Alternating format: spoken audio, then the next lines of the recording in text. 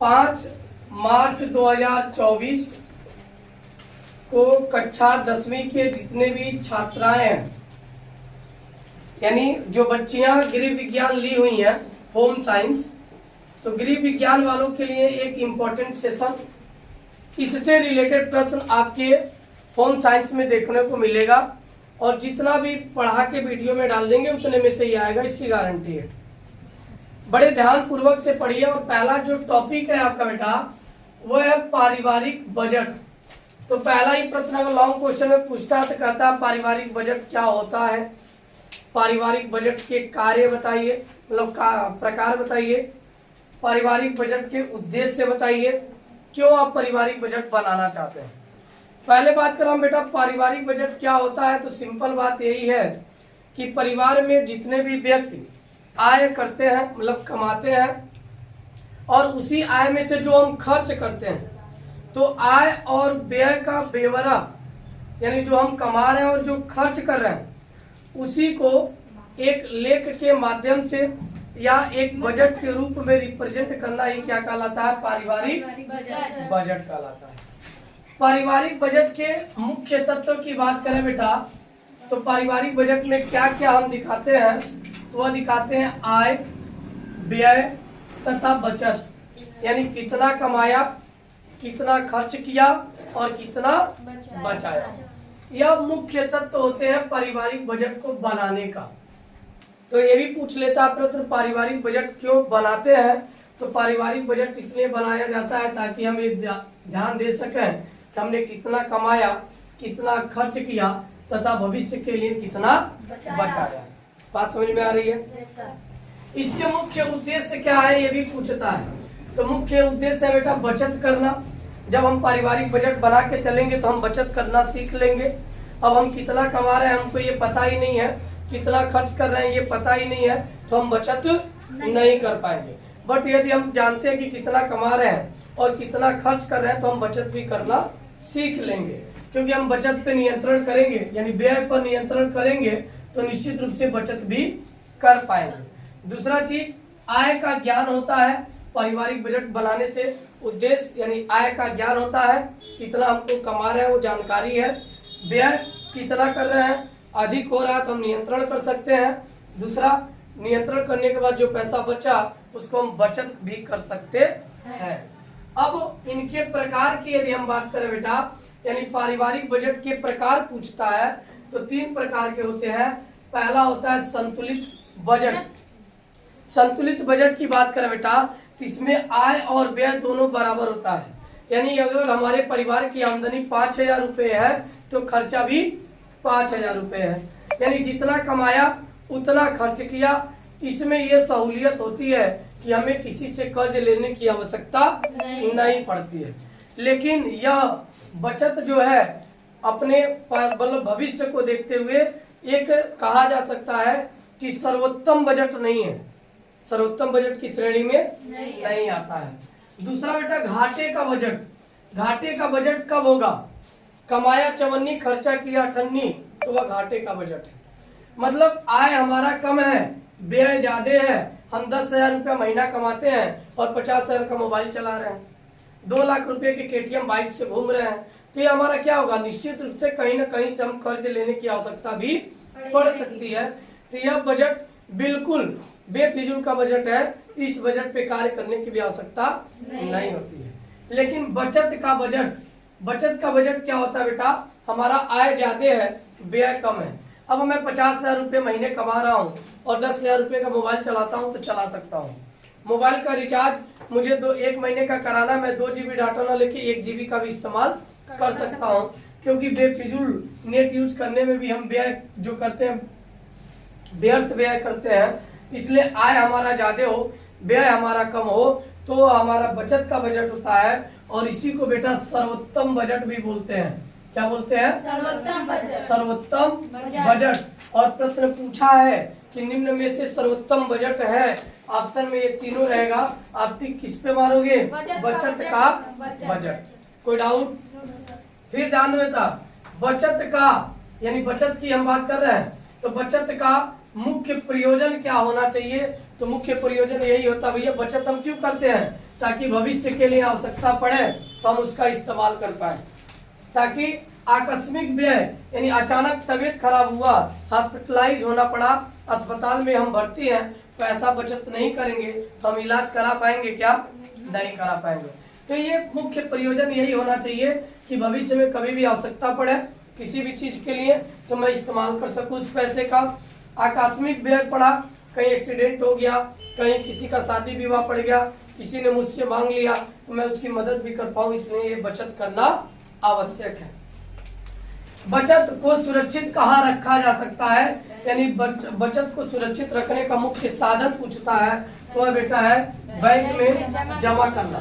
ये नहीं आप अपना पैसा किसी रिश्तेदार के पास रख दो, कल को कहे तू तो लाई डाल भैया ये तो पैसा हमारा है, तो क्या होगा? आपका पूरा कमाई खत्म। इसलिए बैंक में जमा करना चाहिए। पारिवारिक बचत, बचत में पारिवारिक बचत का माध्यम क्या क्या है? डाकघर की योजनाओं से जुड़ना, जीवन बीमा कराना, प्रोविडेंट फंड योजनाओं के अंतर्गत पैसे को जमा करना। यानी जीवन बीमा इस समय सबसे बड़ा अच्छा साधन है पैसे की पारिवारिक बचत के माध्यम का।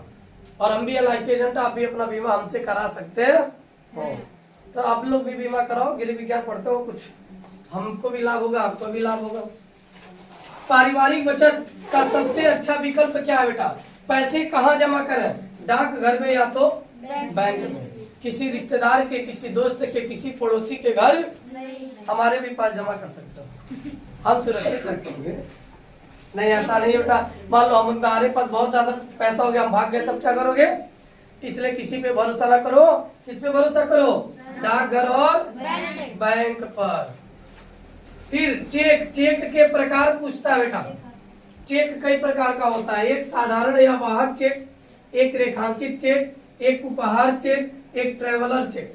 आप यात्रा करते हो उसके दौरान भी चेक काट के दे सकते हो। किसी को उपहार देना है, आपके जेब में पैसे नहीं है, चेक काट के दे देते हो। 5 लाख रुपए का डोनेशन, अब 5 लाख रुपए देने के लिए भाई कमाना पड़ेगा ना 10 लाख रुपए महीने। तो ये आप देख सकते हो, साधारण वाहक चेक है, रेखांकित चेक है। तो इन सभी में से निश्चित रूप से आपके 10 नंबर 12 नंबर कहीं नहीं गए, कुछ न कुछ बहुविकल्पी का, अति लघु उत्तरी का, दीर्घ उत्तरी का प्रश्न बना के पूछेगा, तैयार कर लीजिएगा। कोई डाउट? अब अगला देखा जाए, ध्यान दो। अब अगला महत्वपूर्ण प्रश्न क्या बन सकता है आपका? वह प्रश्न बन सकता है बेटा चेकबुक तथा पासबुक में अंतर। पूछ सकता है आपसे कि चेकबुक क्या होता है और पासबुक क्या होता है। तो चेकबुक बेटा वह किताब होती है जिसमें आप पैसे भर के बैंक से निकाल लेते हो। पासबुक वह होता है बैंक में आपने कब निकाला, कब पैसे डाला, उसको आपने प्रिंट करा लिया। तो सिंपल भाषा में लिखेंगे बेटा कि चेकबुक जो होता है बैंक में अपने खाते से धन निकालने के प्रपत्रों की पुस्तिका को चेकबुक कहते हैं। क्या कहते हैं? चेकबुक। चेकबुक कहते हैं। और सिंपल पासबुक की बात होगी तो बैंक खाते विवरण की पुस्तिका, यानी जो लेन देन हमने किया उसको एक किताब पे छपवा लिया, वही पुस्तिका क्या होगी? पासबुक कहते हैं उसे। क्या कहते हैं? पासबुक। ठीक है, यानी चेकबुक तथा पासबुक में अंतर पूछेगा तो ये 2 अंतर लिख सकते हैं। ठीक। दूसरी चीज अगर पूछता बेटा बीमा कराने से लाभ क्या है, बीमा हमें क्यों कराना चाहिए, आवश्यकता क्यों पड़ती है, तो बेटा इससे अनिवार्य रूप से बचत होता है। यानी बीमा कराने से एक अनिवार्य रूप से बचत होता है। एक प्रीमियम हम जमा करते हैं तो निश्चित समय के बाद हमें एक मैच्योरिटी के रूप में एक बड़ी धनराशि प्राप्त होती है। इसलिए कहा जाता है कि यह क्या है? अनिवार्य रूप से बचत का सबसे बड़ा साधन है। दूसरा, आवश्यकता पड़ने पर बीमा कंपनी से कम ब्याज पर ऋण प्राप्त किया जा सकता है। अचानक कोई ऐसी घटना हो गई जिसमें आपको पैसे की आवश्यकता है तो आपको कहीं और से लेने की आवश्यकता नहीं है। जिस कंपनी में आपने LIC में बीमा यदि मान लो कराया, ठीक है, तो आप उस LIC एजेंट के पास जाओगे और उससे लोन के लिए रिक्वायरमेंट करोगे तो आपको लोन भी मिल सकता है। कोई डाउट? और वो भी कब? कम ब्याज पर मिलेगा बेटा। क्या लाभ है? कम ब्याज पर हम ऋण प्राप्त कर सकते हैं। तीसरा बेटा ध्यान दो, बीमे के प्रीमियम के भुगतान की धनराशि पर आयकर यानी जो टैक्स देना पड़ता है उसमें भी हमको छूट मिलती है, यानी कम टैक्स देना पड़ता है। यानी यदि हम कोई बीमा कराए हैं, प्रीमियम जमा किए हैं, तो उस प्रीमियम पर हमको क्या होगा, आयकर में छूट मिलेगी। ठीक है। पारिवारिक बचत, एक प्रश्न बेटा लॉन्ग क्वेश्चन का है, बेहद इंपॉर्टेंट है। पारिवारिक बचत से आप क्या समझते हैं, अभी ऊपर बताए हैं। बचत का क्या महत्व है, किन साधनों द्वारा बचत को सुरक्षित किया जा सकता है, इसका डिस्कशन अभी हम लोग किए हैं। फिर घर की स्वच्छता का अर्थ और इसका महत्व समझाइए। बेटा कुछ प्रश्न गृह विज्ञान यानी होम साइंस के ऐसे होते हैं जिसको आप बनाकर लिख सकते हो। अब घर की साफ सफाई क्यों होनी चाहिए भैया, घर की साफ सफाई इसलिए होनी चाहिए ताकि किसी भी प्रकार के बैक्टीरिया ना पनप पाए। गंदगी होगी तो बैक्टीरिया आएंगे, बीमारियां फैलेंगी। हम बीमारी से बचत के लिए घर की साफ सफाई कराते हैं। लोगों के नजर में अच्छा, क्योंकि कोई रिलेशन वाला आता है ना, गंदगी रहती, क्या कर रहा है, उसका घर बड़ा खराब रहता है। तो हम एक अपने सम्मान पाने के लिए भी घर की साफ सफाई करते हैं। तो बना के भी कुछ चीजों को लिखा जा सकता है। यहाँ पे आप बिल्कुल बना के लिखोगे, कोई जरूरत नहीं याद करने की, लेकिन एक बार पढ़े रहोगे तो खुद वो भी लिख लोगे, बना के भी लिख लोगे। घर की सफाई वैक्यूम क्लीनर का, यानी एक प्रश्न बनता है बेटा, वैक्यूम क्लीनर का प्रयोग किस लिए करते हैं, तो आंसर होगा घर की सफाई के लिए। यह एक आधुनिक उपकरण होता है। कहा है ना प्रयोग क्यों करते हैं, तो बेटा वैक्यूम क्लीनर जो होता है एक आधुनिक उपकरण है जो धूल मिट्टी गंदगी को वायु, चूंकि वायु का दबाव वहाँ कम होता है, उसको अपनी ओर खींच लेता है और किसी एक थैली में इकट्ठा कर लेता है। उसको आसानी से बांध के बाहर कहीं भी कूड़ेदान में डाल सकते हैं, कहीं भी नहीं फेंक सकते हैं। ये नहीं कि घर की स्वच्छता करो और बाहर की स्वच्छता पे ध्यान ही ना दो, बाहर की स्वच्छता पे भी ध्यान देना है। यानी हमने इकट्ठा किया और कूड़ेदान में रख दिया, आया सफाई कर्मी वाला बेचारा लेके गया, अच्छी जगह रख दिया, सुरक्षित जगह पहुंचा दिया। ये हमको भी इससे ध्यान देना है, घर की भी साफ सफाई पर और बाहर के वातावरण के भी साफ सफाई। तो बेहद महत्वपूर्ण प्रश्न है ये सब के सब। एक बार पढ़ के जाना, वीडियो क्लिपिंग देख के जाना, इसके अंतर्गत ही प्रश्न आएंगे, इसके अलावा प्रश्न नहीं आएगा। आपकी किस्मत है, अगर आ भी गया तो आप बना के कर सकते हो, क्योंकि आपको इस स्तर से पढ़ाया जा रहा है। क्लियर, कोई डाउट? अब आगे देखते हो। चूंकि थ्योरेटिकल प्रश्न ऐसे आ रहा है ना जो आप बना के भी कर सकते हो, लेकिन कुछ चीजों को पढ़ने की आवश्यकता है। जैसे गृह गणित, गृह गणित क्या होता है बेटा, ये जो गणित होगा ना, यह घर में प्रयोग किए जाने वाला गणित होगा। जैसे आप कोई सामान खरीद रहे हो, ये देखो होम साइंस में इसलिए टॉपिक रखा गया क्योंकि महिलाएं घर का व्यय करती हैं, उनको कोई सामान मंगाना तो वही खरीदारी करती हैं। मान लो मार्केट में गए, आपको नॉलेज ही नहीं है, उसने कह दिया भैया कि हम 1 दर्जन अनार आपको 48 रुपए में देंगे। आप क्या भैया काम करो, 48 तो ना दो, हमको क्या करो, एक ही अनार दो। कितना हुआ, अब वो आपसे 10 रुपया मांग लिया, तो यदि आपको ये पता नहीं है कि कितना हुआ, कैसे निकालेंगे, तो आप क्या करोगे, 10 रुपये दे के आओगे, कहोगे भाई 48 रुपये से बढ़िया 10 रुपया है, एक अनार मिल जा रहा है कि नहीं? लेकिन नॉलेज रहेगा तो हम तुरंत निकाल सकते हैं। अब हमको चूंकि हल करना, तो हल कैसे करेंगे, ऐसे लिखना, हल दिया है 1 दर्जन अनार का मूल्य दिया है, अनार का मूल्य कितना दिया बेटा, 48 रुपया। 1 दर्जन का मतलब क्या हुआ, 12 अनार ना, 12 अनार का मूल्य हो गया। अब हमको ये मालूम होना चाहिए भैया 1 दर्जन में कितना होता है, 1 दर्जन में 12 होता है। 1 दर्जन में कितनी संख्या होती है, तब 1 अनार कहा तो 1 अनार का मूल्य क्या होगा, 48 में ये 12 ले आके भाग कर दे, तो 12 चुका 48, 4 रुपए।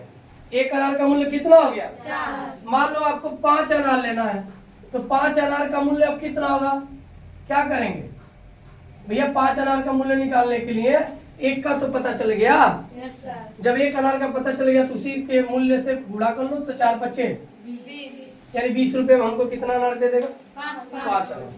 कोई डाउट? क्लियर?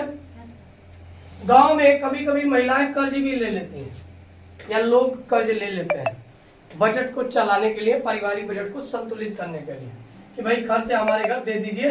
अब वो पता चला हम 14% साधारण वार्षिक ब्याज ले लिए, दर तो ज्यादा ही है 14%, कह रहा 5,000 रुपया लिए, आज 6 वर्ष बाद उसको हम दे देगा। अब 6 वर्ष बाद वो हमसे पैसा मांग लिया 5,000 का, कहा भैया हमको 20,000 हो गया दे दो, तो भाई हमको कब बताएंगे कि नहीं बीसा नहीं हुआ, कम हुआ, जब हमको ये पता रहेगा। तो कैसे निकालते हैं पहले ये ध्यान दो।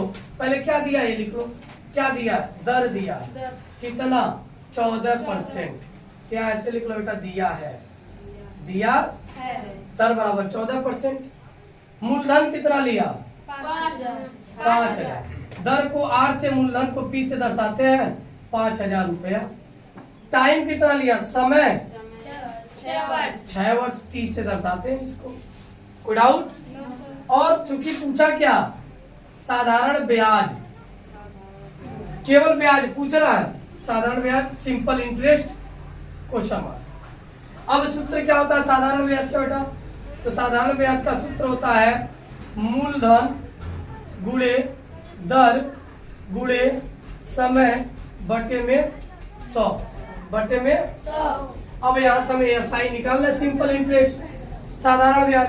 तो मूलधन कितना हमारे पास, 5,000, गुणा कर लेंगे किसका, दर का, दर कितना है 14, और समय कितना बेटा 6, बटे में क्या कर देंगे 100, 2 जीरो से 2 जीरो कट गया, 14 में 5 का गुणा किया, 14 5 70, 1 जीरो बढ़ जाएगा 700, गुणे 6 और 14, 7 छक्के 42, 2 जीरो बढ़ा देंगे, 4,200 रुपया केवल ब्याज हो गया। कितना, 4,200। अगर पूछ लिया कुल कितना दिया, कि मूलधन भी चुक जाए ब्याज भी चुक जाए, तो इस 5,000 को 4,200 में जोड़ लेंगे, तो कितना हो जाएगा 9,200। यानी 9,200 यदि हम लौटा दिए तो हमारा कर्ज भी खत्म हो गया और ब्याज भी खत्म हो गया। इसलिए इसका नॉलेज होना जरूरी है। लेकिन हमारे इस प्रश्न के अकॉर्डिंग आंसर क्या होगा, 4,200 रुपए, क्योंकि क्या पूछा है, कितना ब्याज होगा, केवल ब्याज पूछा था। तो ब्याज कितना है, 4,200। कर लोगे ऐसा क्वेश्चन आए तो? मान लो हम कह दे भैया 14% नहीं, अब हम 15% लेंगे, और यहाँ कहे भैया तुमको 10,000 लिए, 10,000 ले लो, कोई बात नहीं, 10,000 चाहिए। समय हमने घटा दिया 3 वर्ष के लिए, अब इस पे ब्याज क्या होगा ये आप निकालेंगे, और लगाने के बाद कमेंट में बता देंगे कि आंसर कितना आया है। कोई डाउट? कर लोगे? आगे बढ़ते हैं। देखो ना, इधर ध्यान दो। अब अगला एक प्रश्न दिया है, 1 लीटर दूध का मूल्य 35 रुपए है। अब ये प्रश्न देने का मतलब यही है, चूंकि भाई गांव में या किसी के भी घर में जब दूध ग्वाला लेके आते हैं तो हिसाब किताब कौन करता है, महिलाएं करती हैं। तो महिलाओं को इनका नॉलेज भी होना चाहिए, क्योंकि भाई पुरुष क्या करेंगे, भैया कमा के आए आपको पैसा दे दिए, अब पता चला दूध वाले का हुआ कुछ रुपए और आपने दे दिया ज्यादा रुपए, तो इससे क्या होगा, घर परिवार चलेगा? नहीं चलेगा। तो आपको इतना ज्ञान हो कम से कम, इसलिए ये प्रश्न गृह विज्ञान में गृह गणित के रूप में दिया है। क्लियर? कि गणित की कुछ आप आवश्यक जो मूलभूत चीजें उसको आप जान पाए। तो भाई हल करते हुए बड़ा आसान है, कुछ करना नहीं है। क्या कहा, 1 लीटर दूध का मूल्य, 1 लीटर दूध का मूल्य दिया बेटा 35 रुपए। पूछ क्या रहा है, 5.5 लीटर, तो एक में 5.5 लीटर का गुणा हुआ ना, तो इसका मूल्य क्या होगा, इसमें भी क्या करेंगे 5.5 से गुणा। अब 5.5 से जब गुणा करेंगे तो ये गुणा करने के बाद कितना आएगा, 129 रुपये 50 पैसे। आप गुणा कर लेना, गुणा तो कर लेते हो ना, गुणा कर लेना, 129 रुपये 50 पैसे। जैसे गुणा करके देख भी लेते हैं, 35 है गुणे 5.5 है, 5 पचे 25, 2 कैरी, 5 तेई 15, 2 17 लिखते हो। ठीक, फिर 5 पचे 25, 5 तेई 15, 2 17, यानी 5 7 5 12 को 2 और 7 और 1 क्या हो जाएगा 8 और 1 9, 192 रुपये 5 पैसे, क्योंकि एक अंक पे दशमलव है। 5 पैसे का मतलब वही 5 का मतलब 50 पैसा, 5 का मतलब यानी 192 रुपया बेटा, 192 रुपया 5 पैसा, यानी सॉरी 50 पैसा। आंसर क्या आ गया, 192 रुपया 50 पैसा। कोई डाउट? अब करा, एक गांव की जनसंख्या 2000 है, हल कैसे करेंगे? क्या दिया बेटा, दिया है गांव की जनसंख्या कितना है 2000। गांव की जनसंख्या कितनी है? 2000। जिसमें 50% पुरुष है। तो पुरुष की संख्या न देके पुरुष की प्रतिशत संख्या दिया है, कितना? 50%। फिर स्त्रियों की प्रतिशत संख्या दिया है, स्त्रियों की प्रतिशत संख्या कितना? 25%। कह रहा है गांव में स्त्रियों और पुरुषों की संख्या। अब 2000 का ही तो परसेंटेज निकालेंगे तो क्या होगा बेटा? देखो यहाँ, अब गांव में कुल जनसंख्या कितनी है? 2000। तो पुरुषों की संख्या बराबर 2000 का क्या परसेंट? 50% पुरुष है, यही है ना? का मतलब होता है बेटा गुणा। का मतलब परसेंटेज का मतलब बटे 100। तो 1 0 1 0 2 0 2 0 काट देंगे, 5 दूना 10, 2 0 बढ़ा लेंगे, यानी 1000 पुरुष होंगे। कितने पुरुष? 1000। कोई डाउट? अब क्या पूछा? स्त्रियों की संख्या। तो स्त्रियों की संख्या कितनी हो जाएगी भाई? 2000 का निकालेंगे तो स्त्रियों की संख्या क्या हो जाएगी? 2000 का 25%। तो 2000 का 25% क्या होगा? स्त्रियां क्या लिखेंगे बेटा?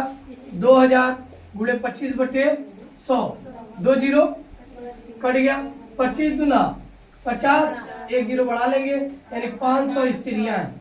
कितनी है? 500 स्त्रियां। अगर पूछ लेता बच्चों की संख्या क्या है तो क्या करते? 1000 प्लस 500 जोड़ देते 1500, और 2000 में से घटा देते तो बच्चों की संख्या भी पूछता तो बता देते कितना? 500। कितना? 500। कोई डाउट? कर लोगे? Yes sir. तो बेहद इंपॉर्टेंट क्वेश्चन थे, बाकी कल फिर बताएंगे। अभी पेपर आपका 5 मार्च को है, अब 1-2 दिन 4 दिन बाद आपको फिर बता देंगे। अभी मैथ वालों को पढ़ लेने दीजिए। कोई डाउट?